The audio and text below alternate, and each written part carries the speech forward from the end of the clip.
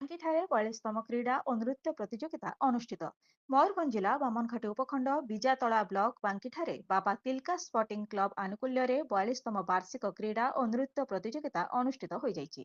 ଏଥିରେ ମହିଳାମାନଙ୍କର ଲାଖବିନ୍ଧା, ବୋଲ୍ out, ବାଳିକାମାନଙ୍କର 800 metre ଦୌଡ଼, ଶିଶୁ ବାଳିକାମାନଙ୍କର 100 ମିଟର ଦୌଡ଼, ବାଳକ ବାଳିକାମାନଙ୍କର ଅଙ୍କ କଷା ଓ ଆଦିବାସୀ ନୃତ୍ୟ ପ୍ରତିଯୋଗିତା ବୁଢ଼ୀକାଳୀ ଆୟୋଜିତ ହୋଇଥିଲା।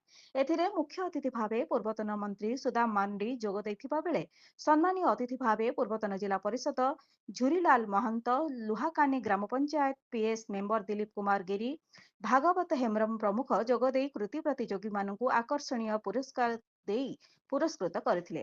ଉକ୍ତ ପ୍ରତିଯୋଗିତାରେ ବାବା ତେଲକା ସଂଘର ସଭାପତି ଭୀମସେନ ପାତ୍ର, ଉପସଭାପତି ଦୁଲାଚରଣ ବେଶ୍ରା, ସମ୍ପାଦକ ମାମାଙ୍ଗ ବେଶ୍ରା, ସହସମ୍ପାଦକ ଅଜୟ ଦାସ, କୋଷାଧ୍ୟକ୍ଷ ସୁବ୍ରତ ହାଁସଦାହ ତଥା କାର୍ଯ୍ୟକାରୀ ସଦସ୍ୟଗଣ ପରିଚାଳନାରେ ସହଯୋଗ କରିଥିଲେ।